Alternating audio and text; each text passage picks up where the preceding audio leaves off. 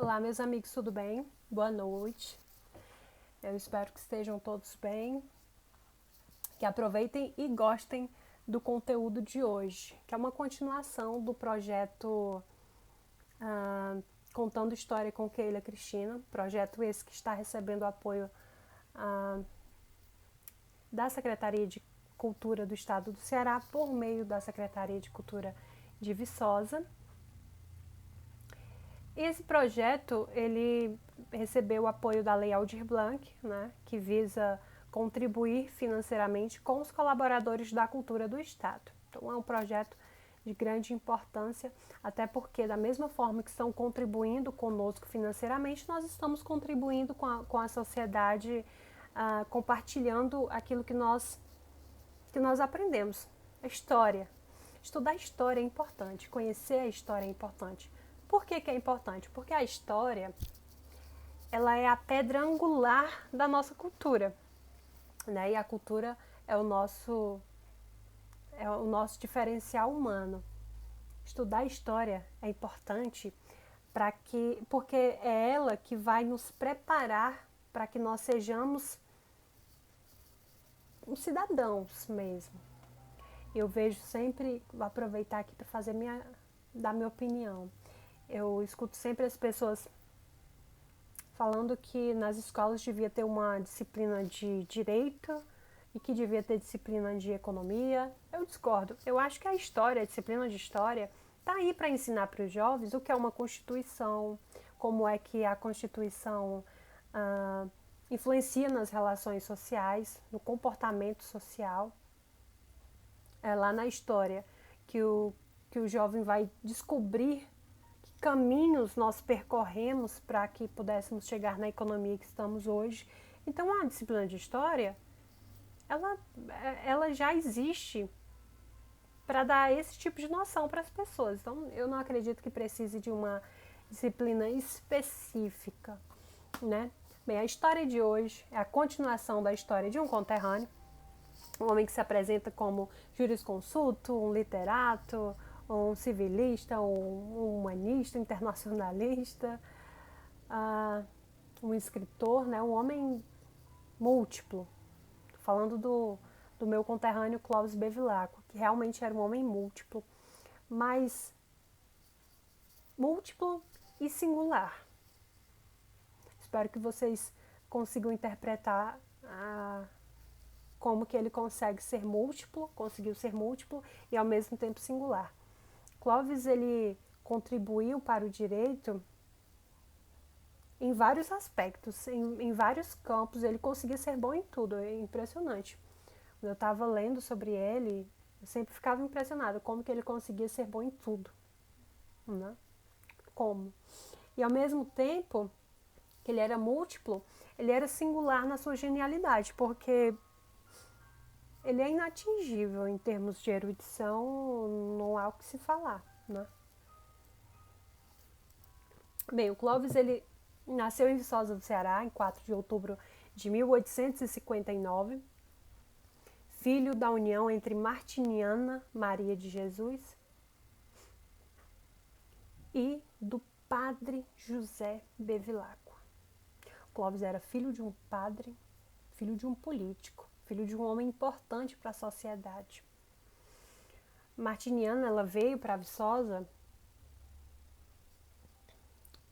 fugindo, com a família, né, fugindo da Guerra dos Balaios. E o José Bevilacqua, ele era fortalezense, veio para Viçosa incumbido de ser o nosso vigário. Ele era padre, logo se apaixonou pela Martiniana, então ele já encontrou formas, né, já tratou logo de manipular o destino para que ficasse junto com a sua amada. O José Bevilacqua pagou um rapaz para se casar com a Martiniana e ir embora no dia seguinte para que ela se tornasse uma mulher abandonada e agora necessitada de proteção. E o padre, claro, seria a pessoa certa para dar a proteção que essa mulher precisava. Ele passou a viver com ela portas adentro. Tempinho depois ela apareceu grávida.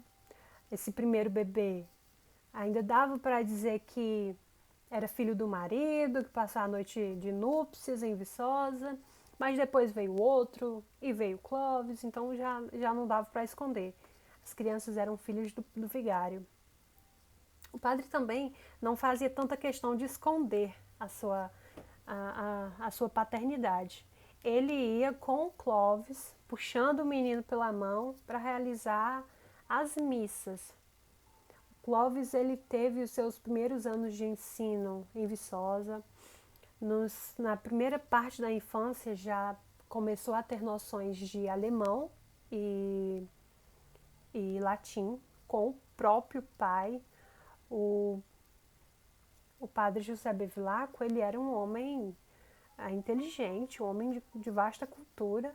Ele começou a ensinar o filho, né, os filhos, idiomas muito cedo.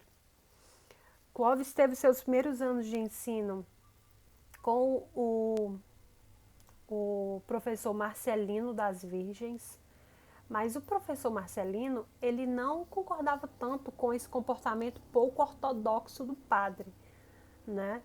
E ele vivia com desavenças com o padre. Na época, esse comportamento, ele era até comum.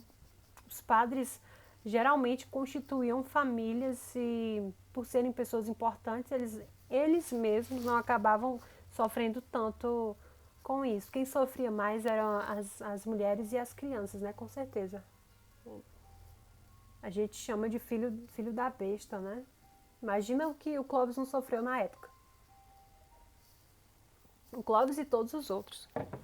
Bem, aos 10 anos de idade, Clóvis precisou ir embora porque as desavenças entre o padre e o Marcelino acabaram fazendo com que o Marcelino precisasse ir embora e não tinha mais professor em Viçosa. O Clóvis foi estudar em Sobral. Depois disso, ele deu a iniciação no seu movimento mesmo filosófico, já em Fortaleza. Aos 12 anos, ele foi estudar no Colégio Ateneu e aos 14, ele iniciou sua jornada intelectual, com mais profundidade, né, claro, no Colégio Liceu, no Liceu do Ceará. Então, ele, nesse período, foi um período de intensa movimentação intelectual, né? Ele, junto com grandes nomes, Paulo Capistrano de Abreu, Rocha Lima, eles fundaram um jornal literário, que eles chamaram de O Livro, né? Capistrano de Abreu, inclusive, ficou para a história, assim como Clóvis para o direito, né? Ele andava sempre muito bem acompanhado, é aquela velha história. Me diga com quem tu andas, que eu te direi quem tu és. Ele estava sempre rodeado de homens que participavam dos movimentos intelectuais junto com ele, né? Então, Clóvis, junto com os colegas, criaram O Livro, que era o jornal literário da época, e eles publicavam quase que semanalmente as suas críticas, né? Críticas de autoria do Clóvis, e ele iniciava ali a sua jornada literária. Ele se lançava como um escritor. Clóvis, ao longo da sua vida, escreveu muitos livros, muitos artigos. Ele deixou uma obra maravilhosa para quem se devota ao direito. É impossível você não se impressionar com a genialidade do Clóvis, né? Bem, Clóvis concluiu ali a sua primeira fase e foi estudar em Fortaleza. Foi fazer o que nós chamamos hoje de cursinho pré-vestibular. O Clóvis, lá em Fortaleza, ele foi fazer esse preparatório para entrar na escola superior com o professor Marcelino, ainda estou no passado, lá no mosteiro de São Bento, né? Ele foi estudar no mosteiro de São Bento para se preparar para entrar no ensino superior. E ali ele teve grandes nomes como colegas, como colegas de estudo, como amigos, né? Fez grandes amizades. E foi ali que ele conheceu o Silva Jardim que era um intelectual republicano famoso, né? Importante. Foi ali que ele fez amizade com o escritor Coelho Neto.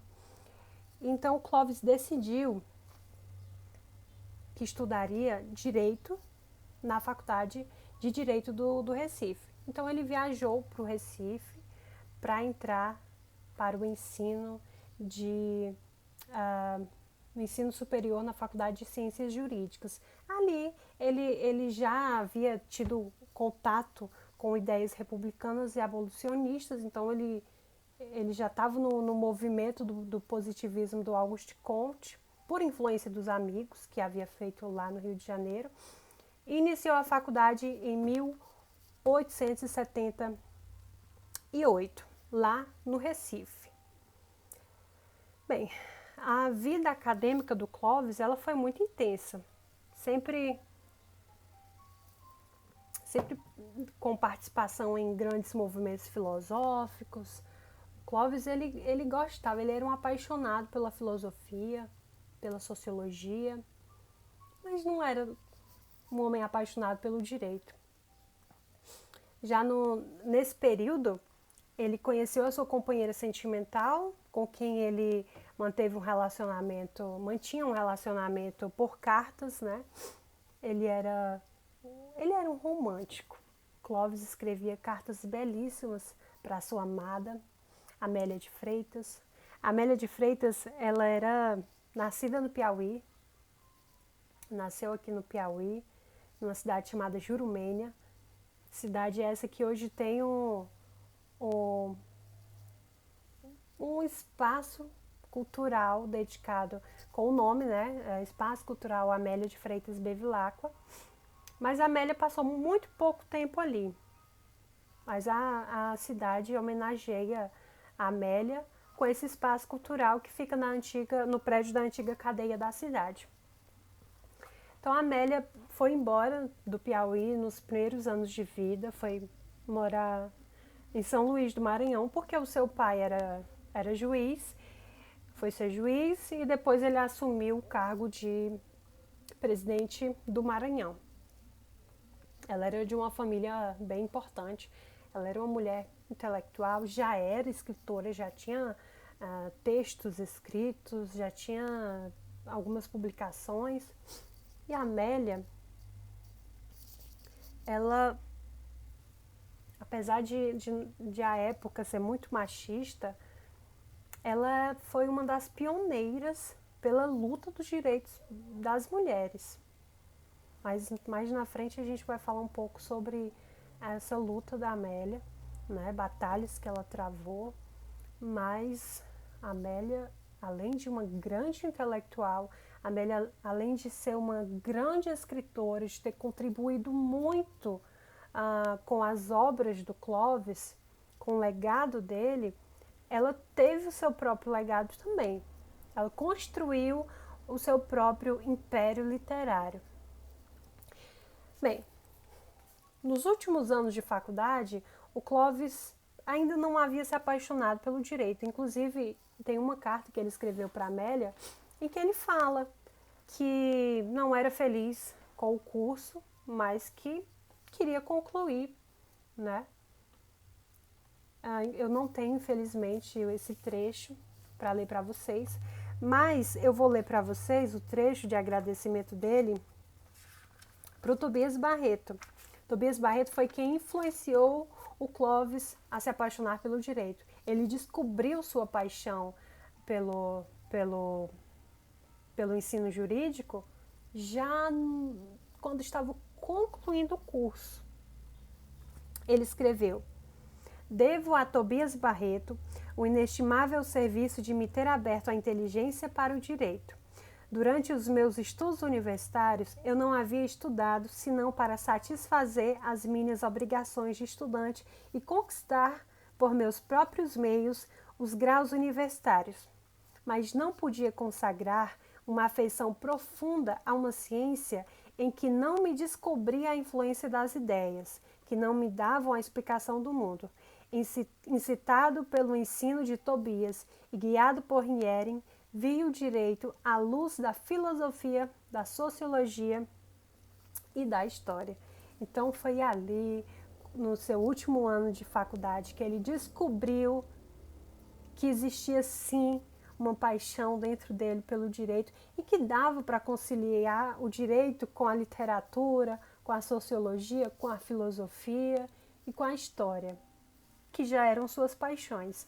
Ele conseguiu fazer essa reunião de tudo e deixou aí para nós que fazemos parte do mundo jurídico. Eu estou concluindo também esse ano um curso de direito, deixou um legado para nós assim impressionante. Bem, então Clóvis concluiu o curso e já formado ele voltou para o Ceará e aqui no Ceará ele pleiteou o cargo de promotor público de Aquiraz, né? Mas ele tinha suas opiniões políticas, as suas críticas e apesar de a norma da época dizer que este cargo devia ser ocupado por um bacharel em direito e ele estava sendo ocupado por um leigo, vamos dizer assim, por um homem médio, por desavenças políticas, o pedido do Clóvis foi negado. Então ele precisou ir trabalhar na cidade de Alcântara. Ele foi nomeado pelo presidente do Maranhão, que era pai da sua companheira sentimental, Amélia de Freitas. Ele foi nomeado promotor público de Alcântara. Alcântara era uma cidade importante, né? Porque lá viviam grandes barões do império. Então era uma cidade de grande importância. O Clóvis acabou se tornando um homem importante também por essa ajuda do futuro sogro, né? Bem, em São Luís ele se casou com a Amélia, já em 1883, e algum tempo depois ele foi morar no Recife, voltou para o Recife, onde aceitou o cargo de bibliotecário da Faculdade de Direito. Era um cargo de pouca importância econômica. O salário do Clóvis não era lá um grande atrativo, mas proporcionava a ele o próprio céu, porque dava acesso, deu a Clóvis o acesso a um acervo gigantesco de livros. Então, Clóvis se sentia no próprio céu, apesar de financeiramente não estar sendo tão bem remunerado. Intelectualmente, ele sabia que aquela função seria importante para a sua evolução, para que ele pudesse expandir seu lado cultural e intelectual, né? Ele sempre foi um homem de muita fome, de cultura, né? De muita sede de cultura. Não é à toa que ele foi esse grande homem, essa grande referência intelectual para todos nós que o admiramos. Bem, o Clóvis, nessa época em que ele foi bibliotecário, ele escreveu uma obra chamada Filosofia Positivista no Brasil. Depois disso, ele reassumiu o seu posto de professor da Faculdade de Direito e nesse período ele criou, inclusive, uma nova disciplina no curso. Hoje em dia a gente vai estudar uma teoria, uma disciplina e acha difícil. Eu mesma, no momento, estou enfrentando dificuldades com o tributário. Tenho dado mais atenção a essa disciplina porque eu encontro uma dificuldade um pouco maior nela. Aí você imagina, na época dele, que ele criou. Não foi alguém que escreveu e que a obrigação dele era só estudar e aprender. Ele criou. Nessa época eu acredito que tenha sido bem bem intenso para ele, né? Porque não existiam estudos ainda na área que ele, que ele estava se, se atualizando, né? Ele, como falava outros idiomas, tinha facilidade com outros idiomas, ele acabou traduzindo textos internacionais, textos importantes, e trouxe para o Brasil uma disciplina de grande importância para o curso de Direito. Foi nesse período também que ele começou a publicar várias obras, né? A Criminologia e Direito, Direito das Obrigações, Direito de Família também. Clovis, ele, toda a oportunidade que tinha para lançar um livro, ele estava dentro. Bem, eu fiz um esquema para eu não esquecer nada que seja importante e também para eu não ficar fazendo fofocas históricas, né? Mas eu acho que eu já fofoquei bastante aqui falando do pai dele. Bom, o Clovis, em 1906, ele foi indicado pelo Barão do Rio Branco para ser consultor jurídico do Ministério das Relações Exteriores, cargo que ele exerceu por 28 anos. Nesse período, o Clovis, foi um período muito rico para ele como escritor, porque ele passou a fazer várias publicações, ele aproveitou a sua facilidade, né, já que agora tinha um cargo importante até, ele começou a fazer grandes publicações que eram traduções de obras internacionais importantes. Ele lançou alguns livros também e foi um desbravador do direito internacional no Brasil. Se tornou um grande internacionalista também. Bem, a obra mais importante do Clovis, sem dúvida nenhuma, foi ele ter sido o mentor do nosso Código Civil, né? Do primeiro Código Civil, Código de 1916, código esse que vigorou por quase 90 anos. Mas o Clovis travou uma batalha para que esse código fosse promulgado, principalmente com o Rui Barbosa, né? Há fofocas históricas de que o Rui Barbosa tinha inveja do Clovis, há fofocas históricas de que o Rui Barbosa era um homem muito vaidoso e que não suportava a ideia de um outro intelectual ter sido o mentor do código, sendo que ele se achava com capacidade intelectual maior para construir o código. Então, o Clovis, ele não se deixou abater. Foram 16 anos para que o código entrasse em vigor. Nesses 16 anos, o Clovis ele criou vários textos, né? Ele teve uma enorme contribuição para o direito civil, mas ele teve uma grande contribuição, inclusive, na defesa do Código Civil. Ele escreveu 1973 artigos em 8 meses.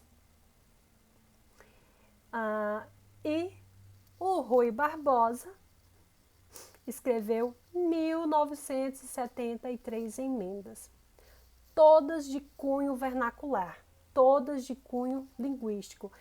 Inclusive o Clovis, que era um homem conhecido pelo seu semblante sempre sereno, um homem sempre muito calmo, muito tranquilo, perdeu a paciência. Nesse período, ele criou uma coletânea que ele chamou de Projeto em Defesa do Código Civil Brasileiro. Então, ele, no dia da sua defesa, estava no seu entorno 20 homens dos mais gabaritados, 20 homens grandes nomes, grandes intelectuais, mas o Clovis se manteve ali firme e fez a defesa do seu código artigo por artigo. Ele escreveu em um dos seus textos que ele juntou nessa coletânea que queriam reduzir queriam talhar o código a uma língua que não era a língua falada pelos brasileiros, né? Que não era a língua entendida pelo povo. Mas o Rui Barbosa, junto com os outros, diziam que, na verdade, eles queriam mudar a estrutura vernacular do código para que houvesse mais clareza, para que não ficassem lacunas na letra da lei que abrisse precedente para más interpretações, né? Mas o Clovis não estava de acordo. O Clovis ele foi convidado para fazer esse código por conta de um livro que ele escreveu, né? O Código do Clovis ele é uma obra atemporal. É tanto que em 2002 houve a atualização, né? Foi editado um novo código pelo professor Miguel Reale, e o próprio professor Miguel Reale disse que a essência do novo código, novo porque é assim que ele é chamado, continuava sendo Clovis Bevilacqua. Precisava de uma atualização porque o direito, minha gente, o direito ele precisa acompanhar as atualizações da sociedade, ele precisa acompanhar a evolução, né? Imaginem só, na época do Código do Clovis, o código ele tinha uma proteção com a mulher que hoje nós chamaríamos de machismo, mas que na época isso não se discute, história não se discute, a gente só tem que aceitar. A gente não pode comparar a 1900 com 2020, né? Então hoje nós chamaríamos de machismo, mas na época era visto como uma proteção para a mulher. Então hoje nós temos também crimes que eles não imaginavam que seriam possíveis na época. Imagina só, se o Clovis ou qualquer um outro jurista da época imaginaria que um dia nós teríamos crimes virtuais, que nós teríamos crimes sexuais praticados na internet, que nós teríamos as famosas fake news na internet. Então, assim, o direito ele precisa dessa atualização, por isso que foi editado um novo código, mas a essência continua sendo Clovis Bevilacqua. Isso me impressiona também por como que ele conseguia ser tão atual. Como que ele consegue até hoje ser tão atual? O código do Clovis ele foi chamado de código do cidadão, da cidadania, defendia a cidadania. Então, assim, o professor Miguel Reale fez essa atualização, mas a essência continua sendo o Clovis Bevilacqua. O próprio professor Miguel Reale disse isso.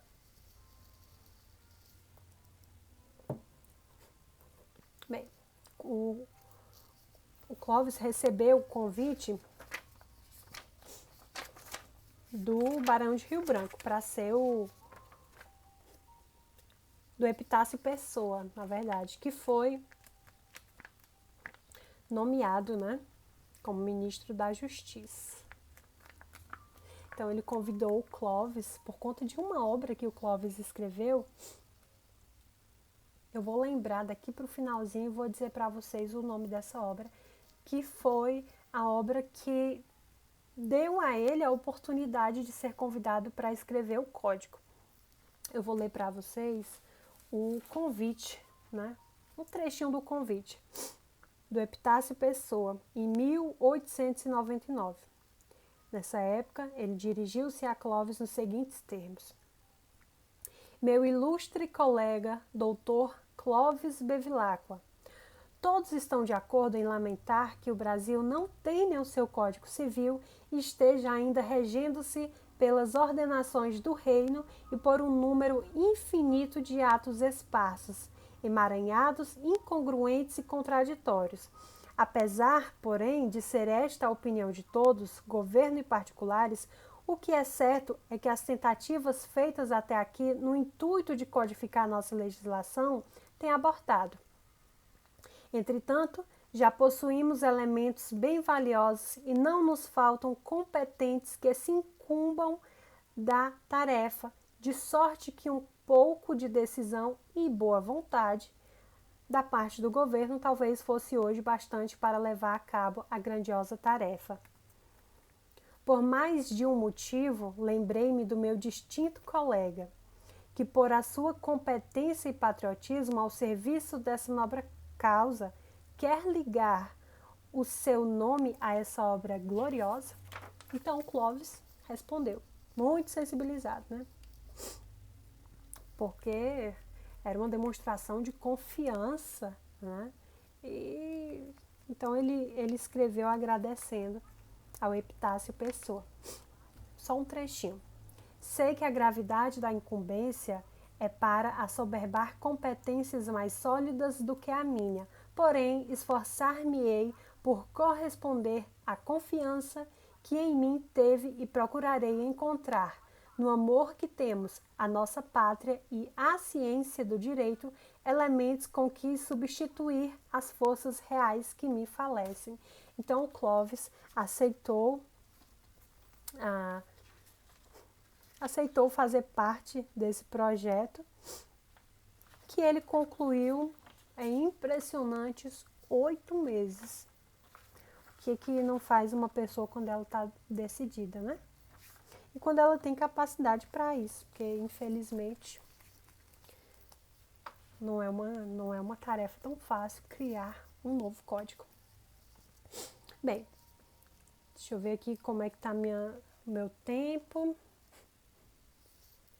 Vou dar um pouquinho de água aqui, só um minuto.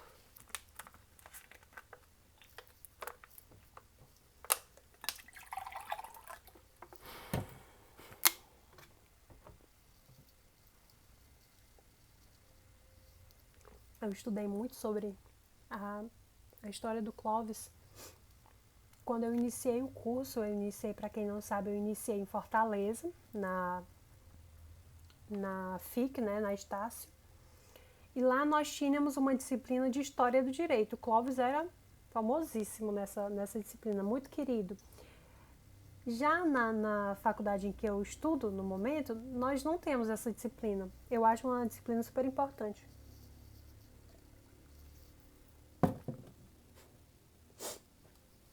Bem, o Clóvis estava aí como mentor do código, como eu já disse para vocês. Ele também teve uma passagem super importante pela Academia Brasileira de Letras.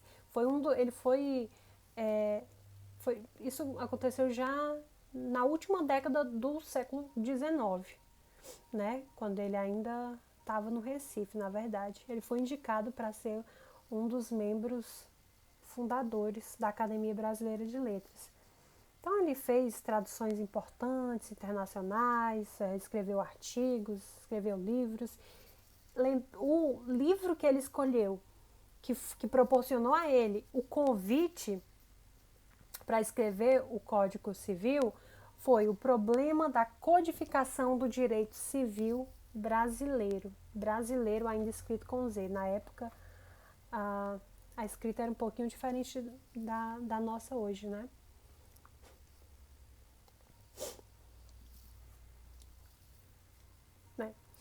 O Código do Clóvis, só para concluir aqui, ele, inclusive nessa época da conclusão do Código, morria em Viçosa o padre. A mãe já havia falecido, né? Eu não vou confirmar com certeza, mas se eu não me engano, a mãe do Clóvis morreu, ele não tinha nem entrado na faculdade ainda. O padre morreu um tempo depois.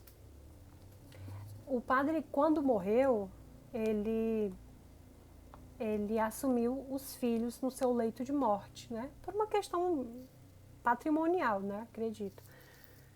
Mas nessa época do código, o velho José Bevilacqua falecia. Ele é enterrado em Viçosa, na Igreja da Matriz, ainda herança dos jesuítas. Ai, ai. Vamos partir para o próximo ponto. O rompimento do Clovis com a Academia Brasileira de Letras. Uma parte importante da história dele. Ele rompeu por amor à sua esposa. De todas as histórias que eu já vi na minha vida, histórias de amor, né? Que eu já li nos livros, Clovis Bevilacqua e Amélia de Freitas são as minhas referências para o amor, sem dúvida. O Clovis, ele era devoto da sua esposa, apaixonado por ela. E ele saiu da Academia Brasileira de Letras por amor a Amélia. Havia morrido um dos membros ocupantes de uma das cadeiras e Amélia, que já era comprovadamente uma escritora, uma grande escritora, ela contribuiu com os escritos do marido, mas ela construiu também o seu próprio império literário. Amélia escreveu vários livros, artigos, textos, teve várias publicações, pioneira na luta pelo direito das mulheres, e não foi aceita. Foi a primeira mulher a se candidatar a uma cadeira na Academia Brasileira de Letras, mas infelizmente não foi aceita por ser mulher.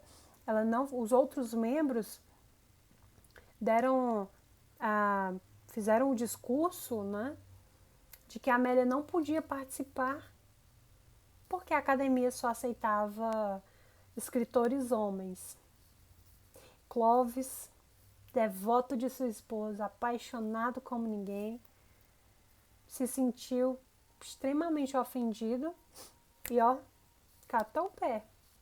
Largou, meu filho, não respeitou minha mulher, não me merece, foi embora, abandonou.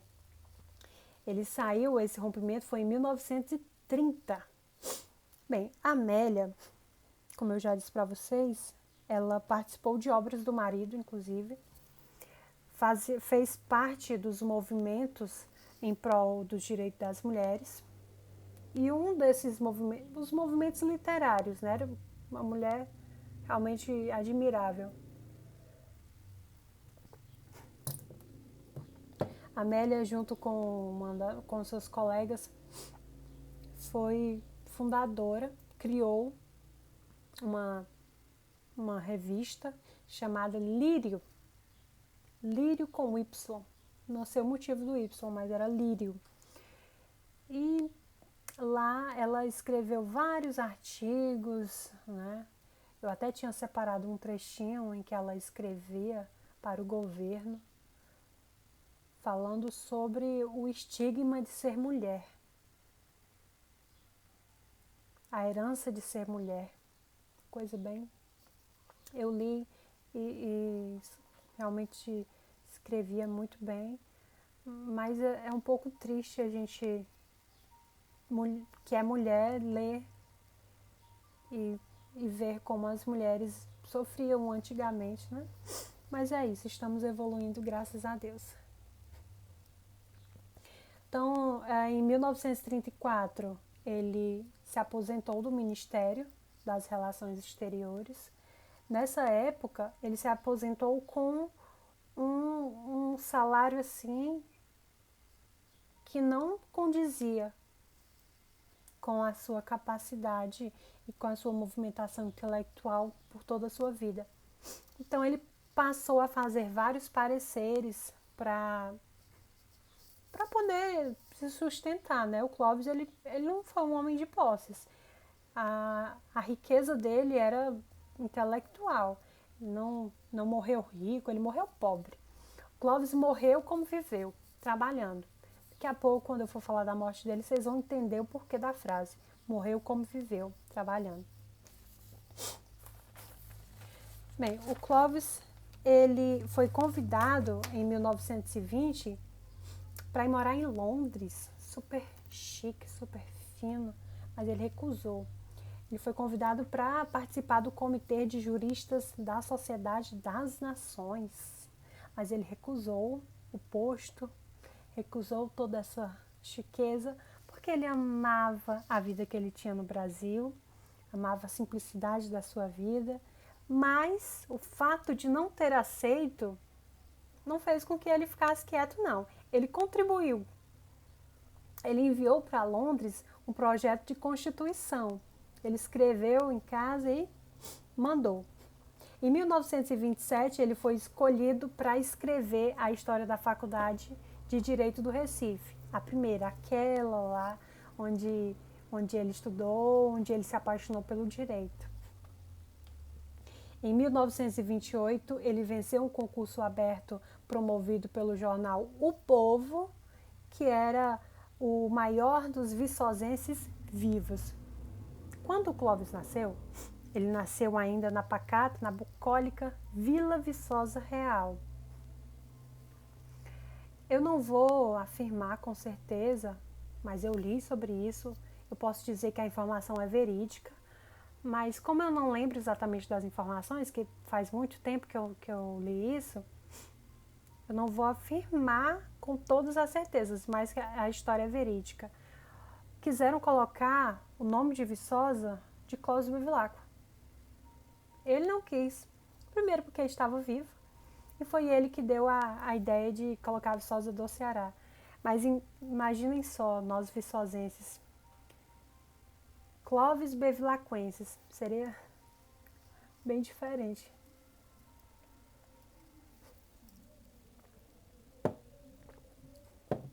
Em 1930, que foi o ano da Revolução, um pouquinho antes, na verdade uns bem antes, eu esqueci de falar isso, e era uma coisa importante. Ele escreveu o projeto na época no final da Revolução da Chibata, né? Já depois da Revolução da Chibata, ele foi incumbido de escrever um projeto de código disciplinar para a corporação da Marinha, porque os marinheiros eles eram tratados assim como bichos, né? E o projeto do Clóvis tinha a intenção de melhorar o tratamento que era dado aos humildes marinheiros, mantendo a disciplina e a hierarquia. Era um projeto penal, era o Código Penal Disciplinar. Bem, em 1930, já no ano da Revolução, Clóvis lançou 4 livros. Qualquer oportunidade de lançar livro, ele lançava. Entre eles, Literatura e Direito. Lá atrás eu falei para vocês que a Amélia ela contribuiu muito com a obra do Clóvis. Ela participou dessa obra, né? A Literatura e Direito. Foi nesse período também que o Clóvis escreveu o seu famoso credo. Eu vou ler o credo para vocês porque eu acho importante. O credo, ele resume exatamente o pensamento do Clóvis em todas as suas áreas. Eu escrevi aqui a punho mesmo, é bem grande, mas eu vou ler. Vamos encerrar o nosso momento com o credo do Clóvis Bevilacqua, que ele chamou de Meu Credo Jurídico Político, escrito em 1932. Se eu errar alguma entonação, eu peço perdão. Na época a escrita era um pouco diferente da que nós usamos hoje. Mas a gente tem que respeitar isso, né? Bom, creio no direito, porque é a organização da vida social, a garantia das atividades individuais, necessidades da coexistência, fora das suas normas, não se compreende a vida em sociedade. In iu vivimus et sumus. não sou boa no latim, não tem mais a disciplina de latim na faculdade de Direito, mas eu espero que tenha sido compreendida. Creio na liberdade, porque é a marcha da civilização. Do ponto de vista jurídico-político, se exprime por sucessivas emancipações dos indivíduos, das classes, dos povos, da inteligência, o que demonstra ser ela altíssimo ideal a que somos impelidos por uma força imanente nos agrupamentos humanos, a aspiração do melhor que a coletividade obtém, estimulando as energias psíquicas do indivíduo. Mas a liberdade há de ser disciplinada pelo direito para não perturbar a paz social, que por sua vez assegura a expansão da liberdade. Olha que atual isso. Em 1932, Clóvis escrevia isso e é atual. Ele continua sendo atual até os dias de hoje, 2021. Creio na moral, porque é a utilidade de cada um e de todos transformar em justiça e caridade, expunge a alma das inclinações inferiores, promove a perfeição dos espíritos, a resistência do caráter e a bondade dos corações. Creio na justiça, porque é o direito iluminado pela moral, protegendo os bons e úteis contra os maus e nocivos, para facilitar o multifário desenvolvimento da vida social. Creio na democracia, porque é a criação mais perfeita do direito político, isso é verdade, em matéria de forma de governo. Permite a liberdade a dilatação máxima dentro do justo e honesto e corresponde ao ideal da sociedade politicamente organizada, com o extrair das aspirações mais generalizadas de um povo determinado o sistema de normas que o dirija. Creio mais nos milagres do patriotismo, porque o patriotismo é forma social do amor e, como tal, é força irresistível e incomensurável aos fracos dá alento, aos dúbios decisão, aos descrentes fé, aos fortes ilumina, a todos une num feixe indestrutível, quando é preciso agir ou resistir. Não pede inspiração do ódio e não mede sacrifício para alcançar o bem comum. Esse era o pensamento do Clóvis. Para quem não sabe o que é o credo, é como se fosse uma oração. Inclusive, eu acho que ele aprendeu nas missas, que ele acompanhava o pai. Gente, o Clóvis teve essa vida agitada intelectualmente, foi um abolicionista, né, republicano, foi um dos fundadores da Academia Brasileira de Letras. Acho que todas as informações que eu tinha colocado, pontuado, para eu não esquecer de falar, eu falei.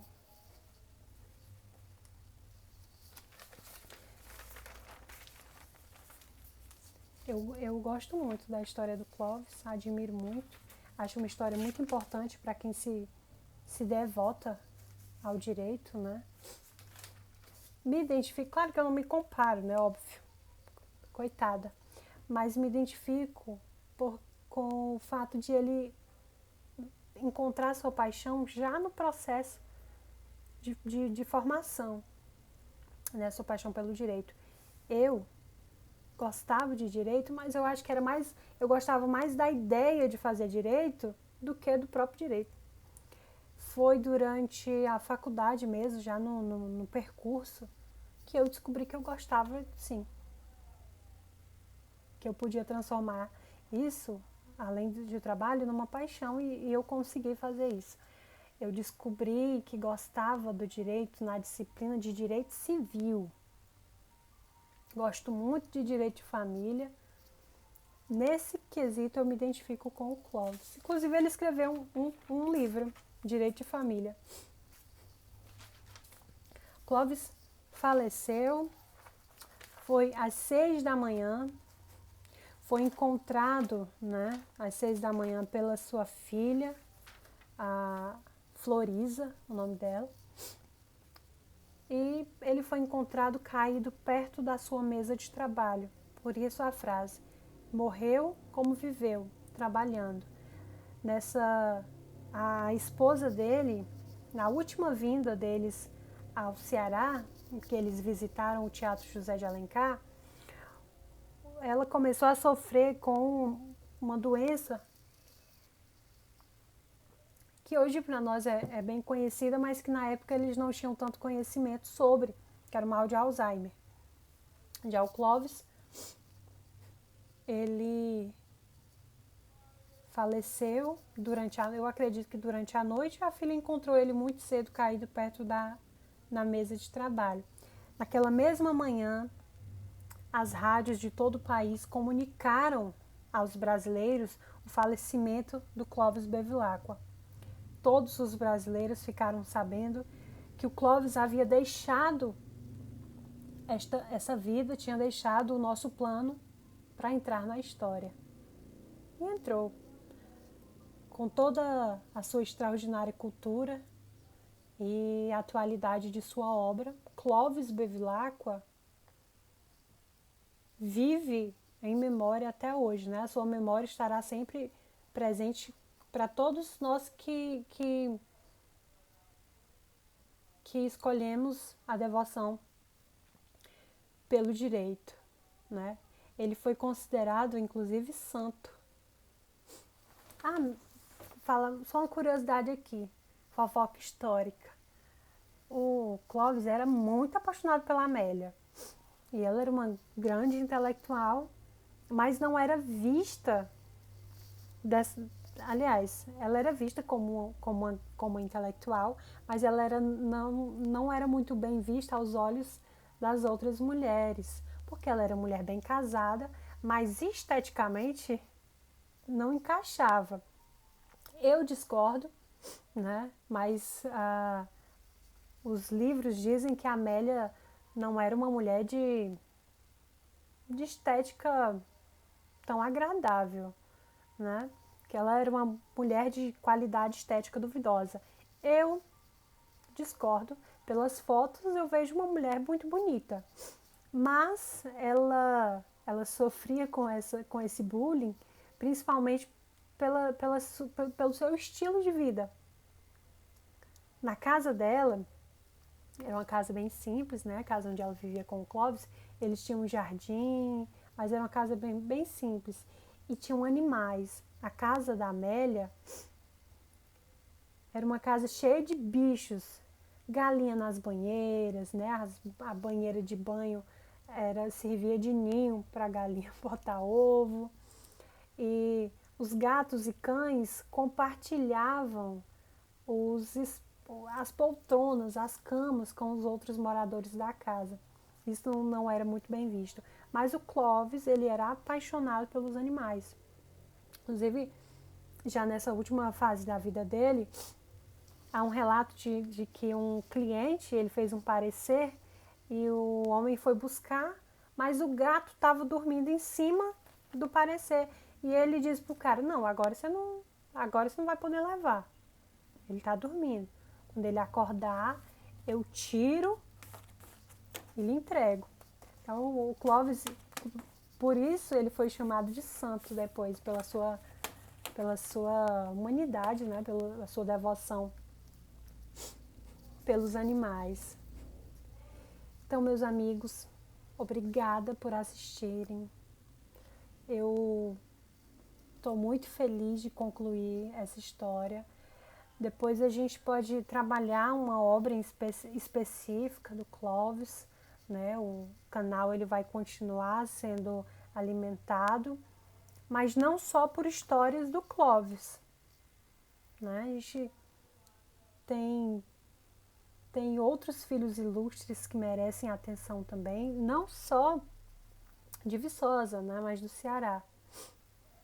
Muitíssimo obrigado, tenham todos um ótimo momento pós-live e Até em breve, se Deus quiser. Fiquem todos com Deus.